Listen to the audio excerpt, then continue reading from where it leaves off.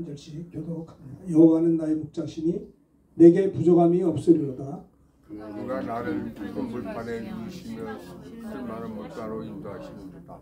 내 영혼을 소생시키시고 자기 이름을 위하여 의의 길로 인도하시는도다.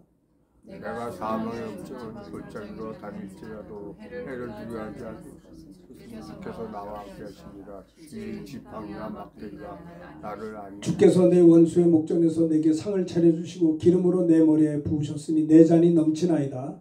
내 평생의 선하심과 인자심이 반드시 나를 따르니 내가 여호와의 집에 영원히 살리로다. 아멘. 시편 23편 1절부터 6절 우리가 잘 아는 시편이죠. 여호와를 목자로 모신 성도의 축복이라는 제목으로 함께 시편 23편 1절부터 6절의 말씀을 중심으로 여호와를 목자로 모신 성도님들이 받는 축복, 이런 제목으로 잠시 은혜를 나누려고 합니다. 주님은 이런 말씀하셨어요. 나는 선한 목자라. 하나님과 우리와의 관계를 포도나무와 참포도나무와 가지와의 관계, 포도나무와 가지는 떨어질 수 없잖아요. 나무가 가지를 떠나면 말라서 죽습니다. 포도나무는 안 죽어요. 근데 가지는 떨어지면 죽습니다. 나를 떠나서는 너희가 아무것도 할 수 없느냐. 하나님과 우리와의 관계를 참포도나무와 가지, 아버지는 농부, 요한복음 15장의 말씀을 통해서 하나님과 우리와의 관계를 비유로 하신 것이 성경에는 많이 나와 있어요. 창조주와 피조물과의 관계도 있고요. 시편 23편에는 목자와 양의 관계로 나와 있습니다. 이 시편 23편은 유명하죠. 여호와는 나의 목자시니, 이 찬송도 하잖아요. 성가할 때. 근데 이게 내가 부족함이 없으리로다, 내 잔이 넘치, 이것을 다윗이 시를 썼는데, 집사님, 이 다윗이 어떤 상태에서 이 시를 썼는 줄 아세요? 행복할 때, 사업이 잘 될 때, 형통할 때 시편 23편을 쓴 게 아니고요. 아들 바벨론이 쿠데타를 일으켜서 아버지를 쫓아내서 다윗이 피난살이 하면서 쓴 게 이 시편이에요. 신기하죠? 누구나 기쁘고 사업 잘 되고 좋으면 누가 못 웃어요? 내가 형통하고 보람있게 너무나 잘 되면 다 즐거워해요. 그러면 참 노래가 저절로 나와요. 그런데 신기하게 다윗이 여호와는 나의 내가 부족함이 이 시는 그렇게 다윗이 승리하고 부요하고 이럴 때 쓴 게 아니고 쫓겨다니면서, 신기하잖아요. 예수 믿는 거는 바로 그겁니다. 스데반 집사님이 천사의 같이 빛나면서 죽었어요. 그가 건강하고 형통해서 천사의 얼굴이 빛난 게 아니고요. 복음 전하다가 돌에 맞아 죽는 기가 막힌 상황에 진짜 크리스찬은 천사의 얼굴처럼 빛난다는 거예요. 여러분 어떠세요? 여러분의 얼굴이 빛이 나십니까? 그게 정상적인 그리스도인이에요. 빌립보서 아시죠? 1장부터 4장. 빌립보서는 사도 바울이 쓴 편지인데, 사도 바울이 건강하고 승리하고 기쁘고 이럴 때 쓴 게 아니고 빌립보 감옥에서 쓴 게 빌립보서예요. 잘못한 게 있어서 감옥 들어간 게 아니고 억울하게 복음 전하다가 붙잡혀서 얻어맞고 옷을 찢기고 감옥에 들어간 기가 막힌 그 상황에서 사도 바울은 빌립보서를 썼다고요. 빌립보서가 1장부터 4장까지의 주제가 뭐냐? 항상 기뻐하라. 내가 다시 말하니 기뻐하라. 아무것도 염려하지 말라. 이렇게 힘들고 어려운 그 상황에 기쁨의 서신을, 이게 진짜 크리스찬이라는 거예요. 다시 얘기합니다. 누가 기쁠 때는 기뻐 못해요. 잘 나가고 좋으면 어깨 필 수 있고 누구나 활짝 웃을 수 있어요. 그러나 진짜 크리스찬은 누구냐? 기쁨의 근원이 주님인 사람은요, 얼굴이 변하지가 않아요. 제 어머니가 7년 전에 돌아가셨는데, 저희 어머니는 영등포 시장 로타리에서 양장점을 하셨어요. 돈을 많이 버셨어요. 그리고 시장 로타리가 참 이게 굉장히 사람들이 왕래가 많습니다. 우리 어머니는 교회 집사님이신데, 우리 어머니가 웃는 거 보면 돈을 많이 벌 때 활짝 웃으세요.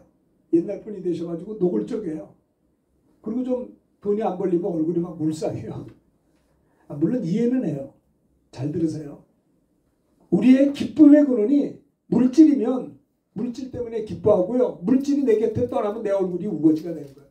그러나 내 기쁨의 근원이 예수님이면 흔들리지 않는 것이다라는 거예요. 다시 말합니다. 여러분의 목자는 누군가요? 여호와는 나의 목자시니 내게 부족함이 없으리로다.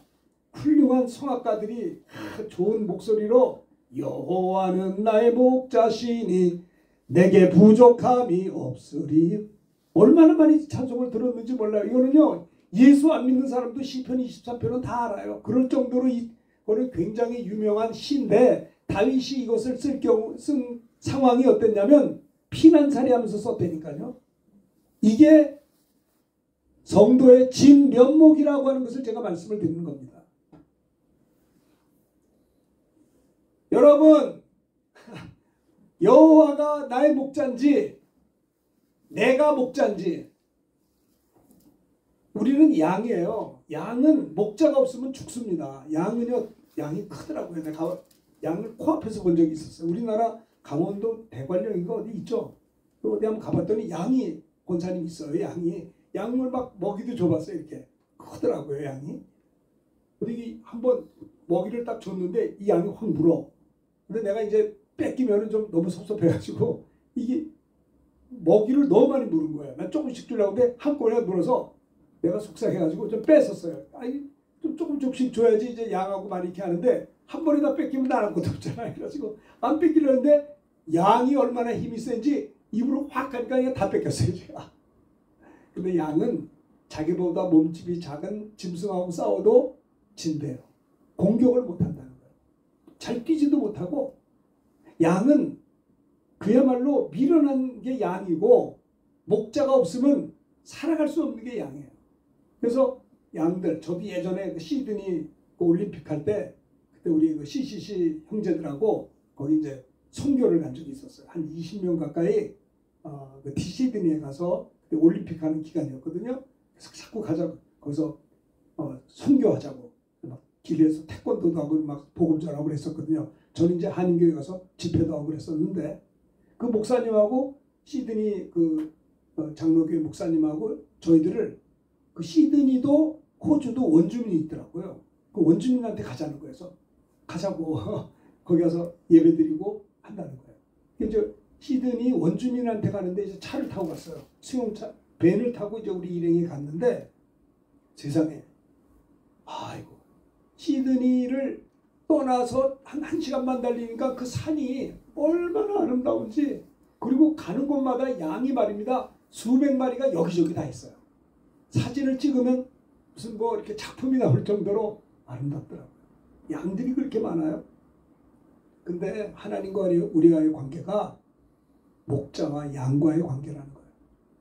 양은 목자를 잃어버리면 생명을 유지할 수가 없어요. 굶어 죽을 수도 있고 아니면 맹수에게 잡혀서 죽을 수도 있고, 항상 목자가 물도 가서 먹이고 초원에 끌고 와서 풀도 먹이고 잠도 재우고 하는 게 목자와 양과의 관계예요. 오늘 이 시간 시편 23편의 말씀을 통해서 저는 이런 얘기하고 싶어요. 나의 목자는 누군가? 여러분 누구세요? 여러분의 목자는 누구십니까? 예수님이세요? 아니면 세상이에요?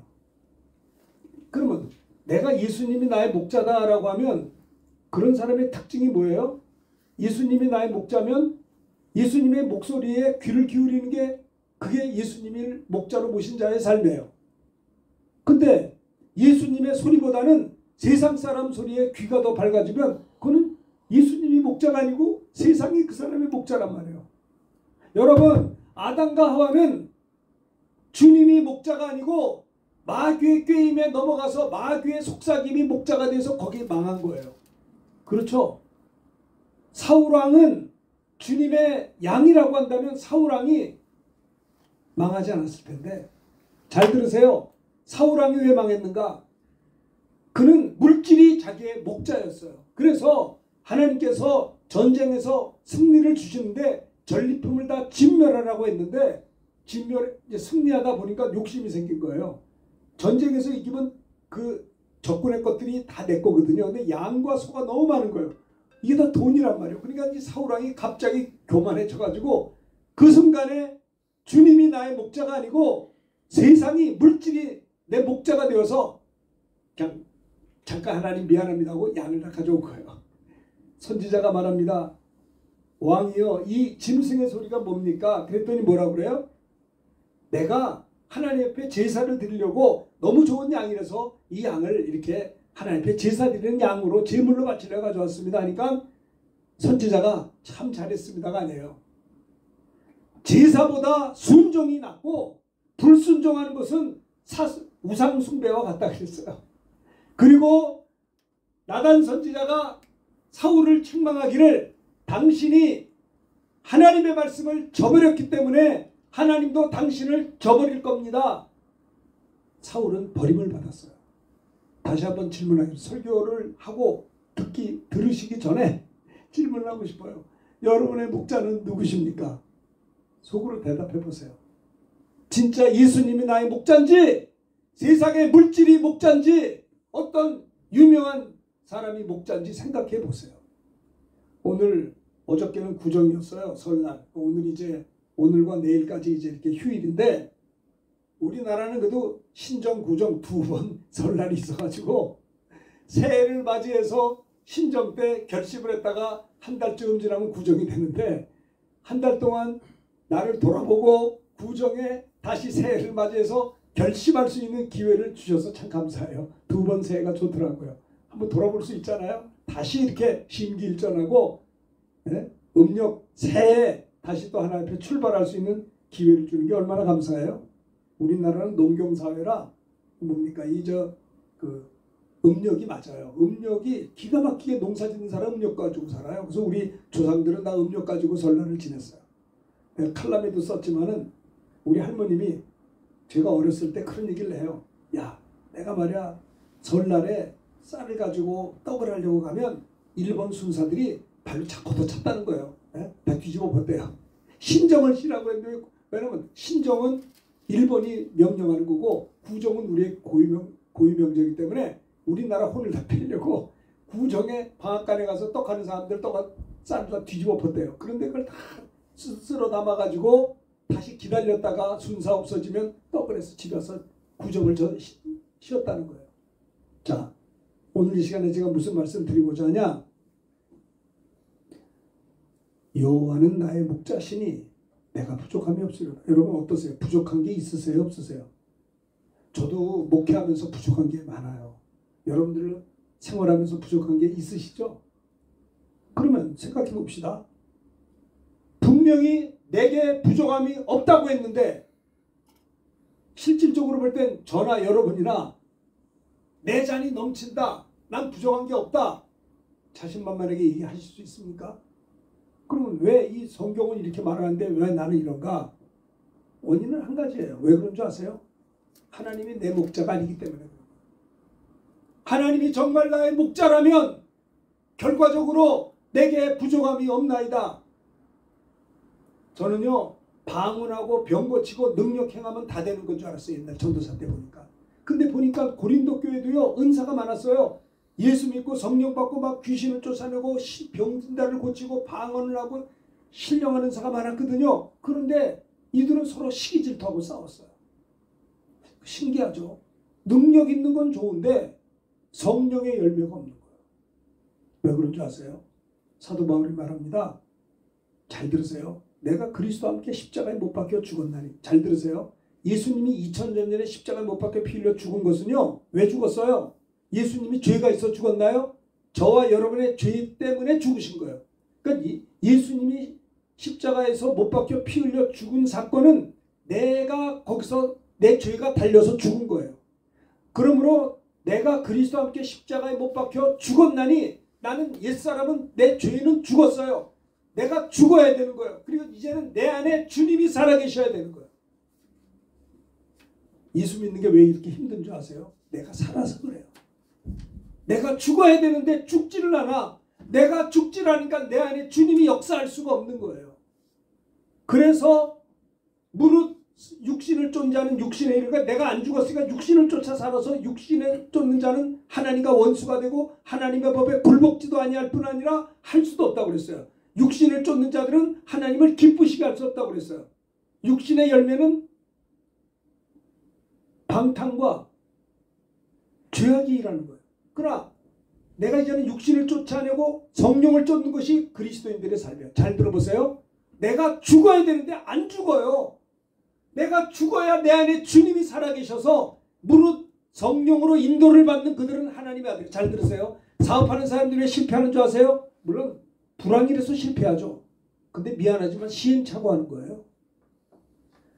하나님의 성령의 인도를 받았더라면 사기꾼이 왔다가도 성령 인도받는 사람은 피해가요. 근데 받는 사람들은요, 왜 사기를 당하느냐? 성령의 인도를 받지 않기 때문에 악한 것들에게 넘어지는 거예요. 무슨 말인지 이해가 되세요? 무릇 하나님의 영으로 인도함을 받는 그들은 곧 하나님의 아들이라. 그래서 성령의 인도를 받으면 무슨 일이 생기느냐? 성령의 열매를 맺을 수가 있는 거예요. 여러분, 나무는 열매를 보고 그 나무를 알 수가 있어요. 좋은 나무는 좋은 열매를 맺고 나쁜 나무는 열매를. 여러분, 지금 내가 주님 재림한다고 합시다. 여러분, 성적표 낼 수 있어요? 주님 재림하신다 지금. 그러면 내가 뭘 무슨 열매를 내놓을 수 있겠어요? 오늘이 구원받을 만한 구원의 날이요, 은혜 받을 날이라고 하는 겁니다. 자다가 깰 때가 된 것입니다. 말세 중에도 지마를 지금 살아가고 있어요. 영적인 깊은 잠을 잤던 삼손은요, 하나님의 종이었던 사사였다가 깊은 영적인 잠을 자가지고 범죄함으로 두 눈이 뽑히고 머리가 잘리고 비참하게 그는 최후를, 물론 나중에 회개하고 돌아왔지만 비참하게 종 노릇하다가 죽었어요. 여호와를 목자로 모신 성도의 축복이 뭐냐? 부족함이 없다라고 하는 겁니다. 근데 제가 목사인데 목회하면서도 왜 부족함을 느껴요? 주님이 내 모든 삶의 영역에 목자가 되지 않기 때문에 부족함이 생기게 된다는 거예요. 저도 그런 생각해요. 저도 목사지만 내 삶의 모든 영역 중에 요거는 하나님께 순종하지만 요거는 순종하기가 싫어. 이런 것도 왜 없겠어요? 안 된다는 거예요. 그러면 내 삶의 모든 영역에 주님이 나의 목자가 되셔서 그분의 인도를 받는 자는 어떻게 되느냐? 내가 부족함이 없습니다. 이런 고백을 그분만이 할 수 있는 거예요. 다윗은 그가 자기 아들한테 쿠데타를 받아가지고 비참하게 도망다니면서 죽음의 위기 속을 다니면서도 그는 여호와 하나님이 나의 목자가 되시기 때문에 내가 육신적으로는 이렇게 쩔쩔거리나 내가 부족함이 없습니다. 사망의 음침한 골짜기를 가도 두려워하지 않을 것은 목자 되신 주님이 나와 함께 하시기 때문입니다. 그분은 나를 푸른 초장으로 길만한 물가로 인도하시고 지팡이와 막대기로 나를 보호하시고 지켜줍니다. 여호와가 나의 목자시기 때문에 내 잔이 넘치나이다 라고 다윗은 기가 막힌 상황 속에, 여러분들보다 더 힘든 상황, 여러분들은 사업이 힘들어서 힘드시죠? 다윗은 목숨이 죽을 수도 있는 피난살이를 한 거예요. 쿠데타를 받아가지고. 상처, 아들한테 얼마나 상처가 컸겠어요? 배신감이. 결국은 그 압살롬 나중에 죽었어요. 아들이 죽었다고요. 그것 때문에. 여러분 생각해 보세요. 여호와를 목자로, 지금 제목을 이 진도가 안 나가고 있습니다. 아이고, 서론이 너무 길어서 미안합니다. 어떤 무엇가 나의 목자가 된다. 그게 만모니즘이에요. 황금 만능주의야. 그 많은 사람들은 재물이 목자예요. 그러니까 재물이 하라 하면 하고 하지 말라면 안 해. 응? 그렇잖아요. 여러분, 나의 목자가 누군가를 한번 주일날 와서 생각해 보세요. 하나님은요, 차든지 더욱든지 하라, 미지근하면 내가 토하여 버린다고 했어요. 나더러 주여 주여 하는 자가 천국 가는 것이 아니라 나의 말씀을 듣고 행하지 않으면 모래에 지은 집과 같아서 건축할 때 건축자가 모래에 집을 지면 다 무너져 버리는 거예요. 반석에 지은 집이 누굽니까? 나의 말씀을 듣고 순종하는 자는 바람이 불고 홍수가 와도 반석 위에 집을 진 자이기 때문에 든든하다는 거예요. 여러분, 예배당에 마당만 박는다고 되는 게 아닙니다. 여러분, 믿는 게 믿는다고 믿는 게 아니라 행함이 없는 믿음은 죽은 믿음이라는 거예요. 믿음이라는 말 헬라어로 보면 피스토스라고 그러거든요. 피스토스라고 하는 헬라어의 원어를 보면요, 순종하기를 계속한다는 뜻이 있어요. 나는 왜 이렇게 소리를 고래고래 지르자면, 나 우리 성도님들이 주님 재림하는 그날에 우리 다 같이 하나님 나라에서 만나야 되는데 안 왔어. 이거 어디 갔어? 네? 죽은 믿음 갖고 살다가 나는 너를 모른다. 그러면 어떻게 되겠어요? 저도 책임이 있는 거예요. 그렇죠?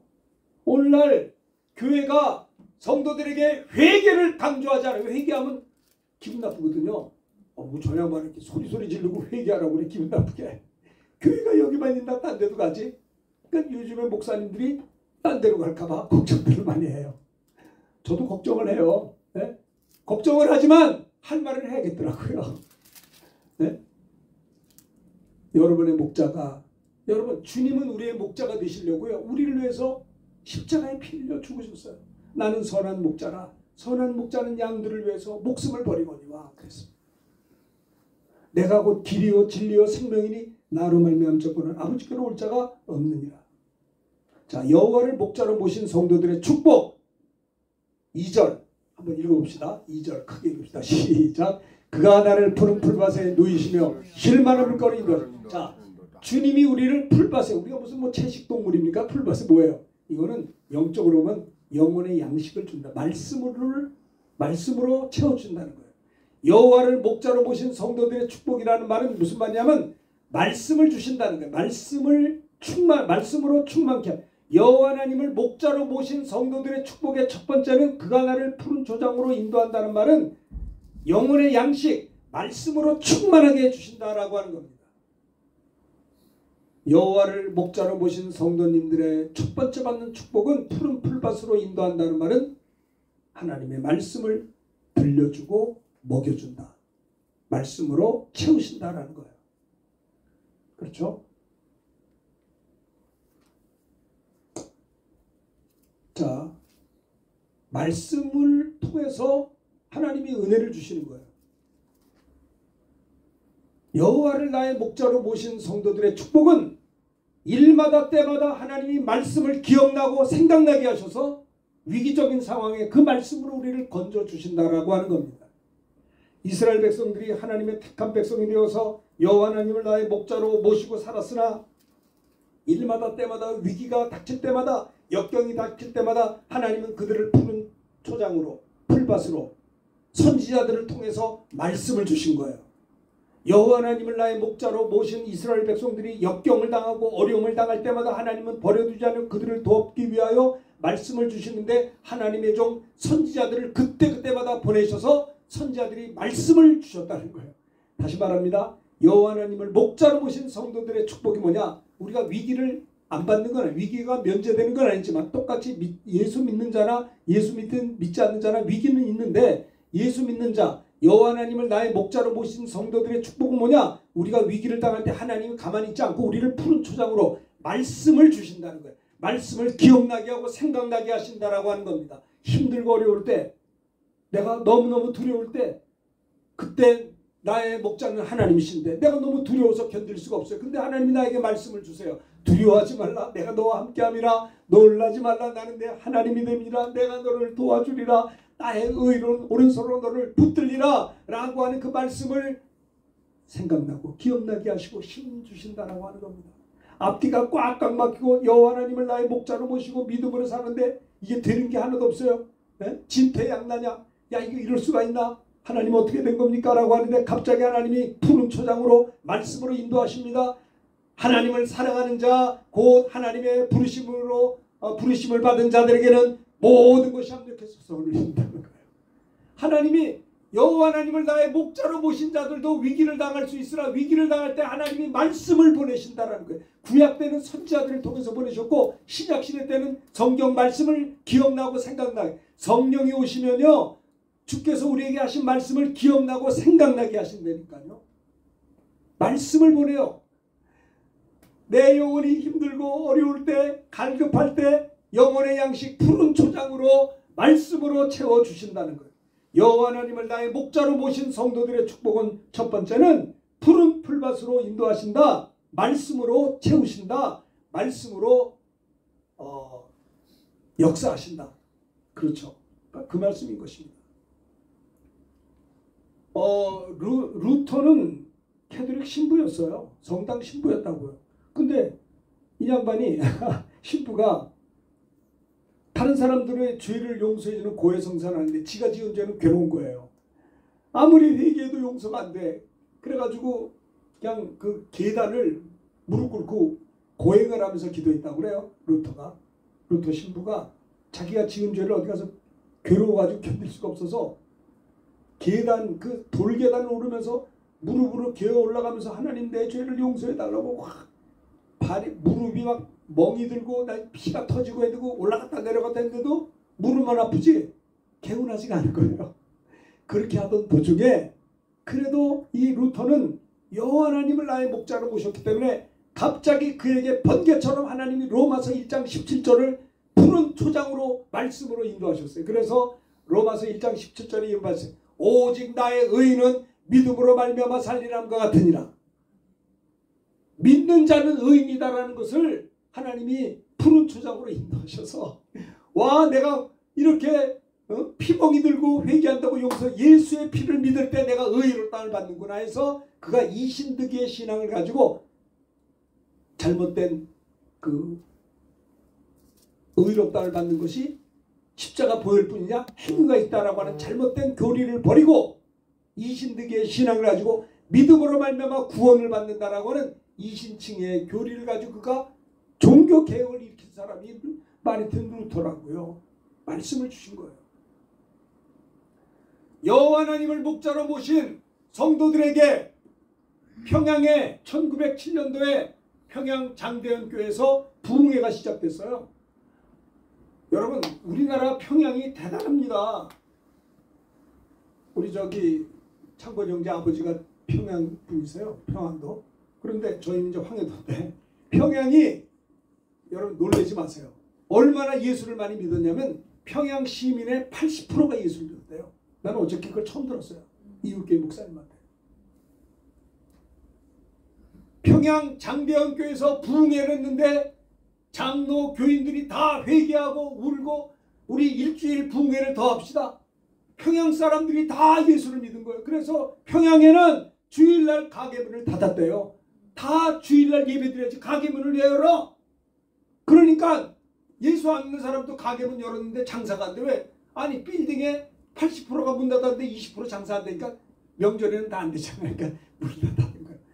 여러분 평양이 한국의 예루살렘이었다는 거예요. 선교사님들이 순교. 난 그거 처음 어저께 들었어요. 와. 그러니 마귀가 가만히 있겠어요? 무신론 이 마귀와 같은 소련이 탱크를 가지고 여기를 점령하고 이거를 밀고 내려와서 80%에 있는 모든 크리스찬 목사님들 장로님들 돈 좀 있는 그 부자들 다 뺏겼으니까 그 사람들이 대한민국을 건설한 거예요. 그 사람들이 서울에 내려와서 영등포, 남대문, 동대문, 경동시장, 평화시장, 용산시장 할 것 없이 시장을 장악해서 상권을 잡았어요. 돈 벌고 가만히 있지 않았어요. 그들은 돈 벌어서 충영교회, 영락교회, 세문안교회, 동도교회, 동암교회, 성남교회, 네? 후암교회, 후암제일교회, 영주교회 할 것 없이 북한의 목사님들과 장로님들이 서울의 큰 교회를 다 만들었어요. 서울을 복음화했어요. 그리고 민족 복음화의 시가 되었어요. 그리고 70년이 지난 오늘날 대한민국은 CNN 방송에서 6등이라고 그래요. 6등. 정치, 경제, 군사, 교육, 사회 할 것 없이 랭킹 6요. 북한의 사람들은 예수 믿는 사람들 다 잡아 죽이고 교회 다 없애버리고 북한은 거지가 됐어요. 아시겠어요? 여호와를 나의 목자로 모신 자에게는 내가 부족함이 없느니라. 나는 답답한 게 제가 목사지만 나도 내 삶의 모든 영역에 이거는 순종하고 요거는 하나님 안 돼요. 요거는 내가 해야 되는데 이런 부분이 내게도 있더라고요. 내가 이걸 회개했어요. 모든 영역에 주님이 나의 목자가 되셔서 나의 삶의 모든 영역을 하나님이 명령하고 말씀 주시네요. 내가 순종하겠습니다라고 한 거예요. 승리를 주시더라고요. 더 이상 우리는요 예수를 시시하게 믿으면 안 돼요. 하나님의 말씀은 살았고 운동력이 있는 겁니다. 저도 어려서 영등포에서 자라가지고, 영등포가 얼마나 험한 동네고 죄악이 많은 동네인 줄 아세요? 밖에 나가기가 무서워. 하도 무서운 사람들이 많아서 어린 시절에 죄가 얼마나 많은데요. 그거 다 보고 자랐어요. 세상이 매력적으로 보이고 좋더라고요. 그런데 나는 우리 교회에서 주일마다 집안이 교회를 다니니까 교회 나갈 때 우리 전도사님들이 우리를 얼마나 사랑해 주시고 기도해 주시고 말씀으로 양육하고 눈물로 기도해 주시고, 옛날에는 전도사님들이 새벽 4시부터 새벽 기도하면 새벽에 7시, 8시까지 3시간, 4시간 기도한 분들이어서 그들 밑에서 우리가 컸어요. 신앙생활을 하고 은혜를 받게 된 것입니다.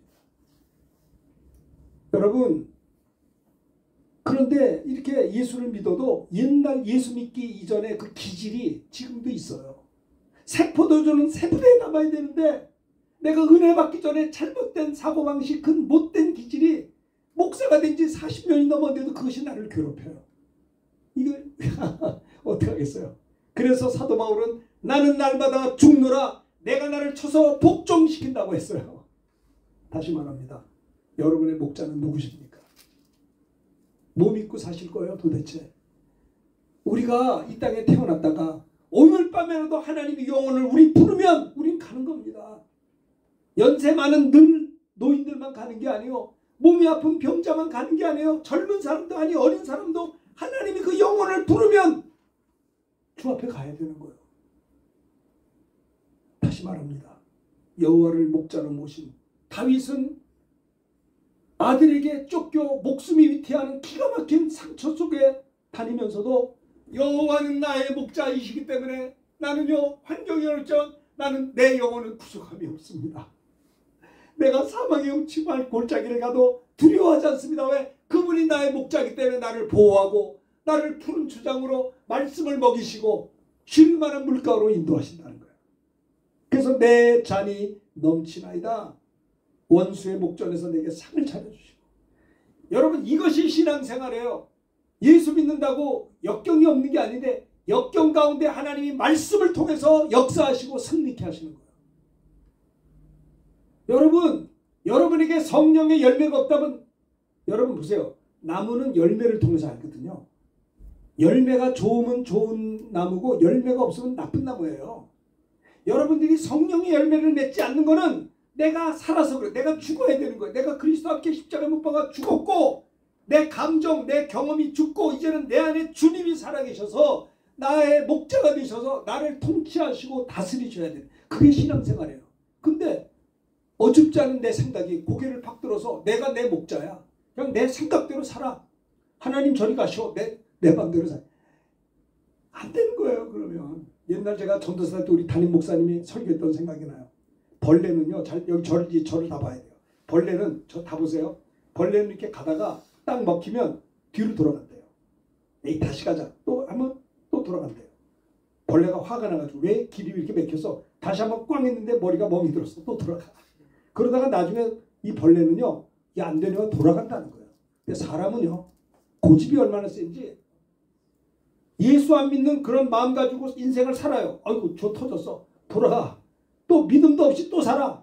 결국 하다가 깨져서 죽는 게 인간이. 벌레만도 못. 벌레는 피해가는데 사람은요, 예수님을 우습게 보는, 주님을 목자로 모시지 않는 그 고집스러운 마음으로 일생을 살다가 터져 죽는 게 인간이라는 거예요. 그래서 만물보다 거짓되고 부패된 게 인간의 마음이라고 하는 겁니다.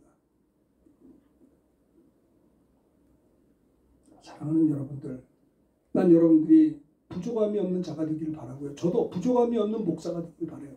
그 방법은 여호와 하나님이 나의 목자가 되셔야 되는 겁니다. 그럼 양은 목자의 음성을 가라 하면 가고 서라 하면 서는 겁니다. 저는 2023년 아주 바쁘게 살았어요. 2023년 시작하면서 뭐 했으면 좋을까? 뭐 여러 가지 있겠지만 제가 2024년을 이제 1월을 다 지나고 2월이 시작됐고 2월도 이제 거의 이제 뭐 중간까지 왔는데요. 주님이 가라 하면 갈 것이고 서라 하면 설 것이고, 왜? 양이니까요. 목자의 인도를 따라 사는 것입니다.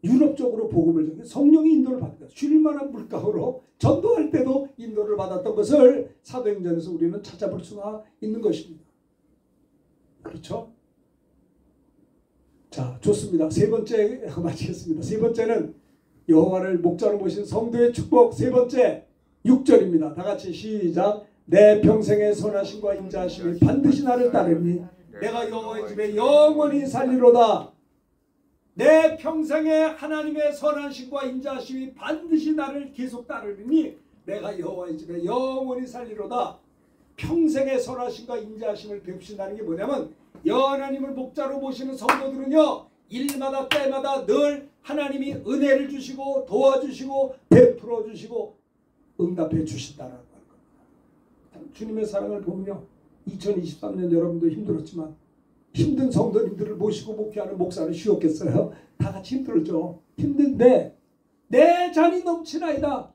연말에는 그 고백을 할 수밖에 없어요. 영육간에 잔이 넘치도록 채워주시더라고요. 이런 말을 하기가 죄송해요.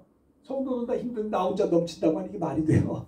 근데 여호와는 나가 아니고 여호와를 목자로 모시지 못했더라면 나도 빈들의 마른 풀이 될 수밖에 없어요.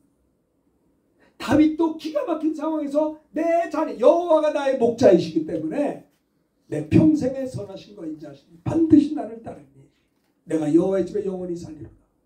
늘 은혜를 베풀어 준다라고 하는 겁니다.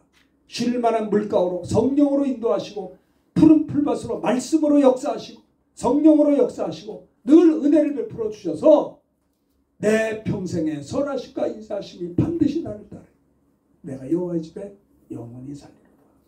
여러분, 저는 어저께 이웃교회 목사님하고 교제하다가 윤 목사님 평양에 얼마나 예수 많이 믿은 줄 알아요? 얼마나 돼요? 많이 믿었겠죠. 80%래요. 80%의 목사님들과 장로님과 교인들이 도저히 살 수가 없어요. 예배를 드리지 못하게 방해하니까. 주일날 어린아이들도요, 학교 나오라는 거예요. 예배 못 드리게 하려고. 공산주의 아닙니까? 그래서 6.25가 터질 때 1.4.5 때 다 할 수 없이 다 정든 곳을 버리고 왔다는 거예요. 버리고 와가지고 갈 데가 없으니까 서울에 와가지고 시장 통에 가서 하나님 앞에 11조 생활 성수질 얼마나 잘하겠어요.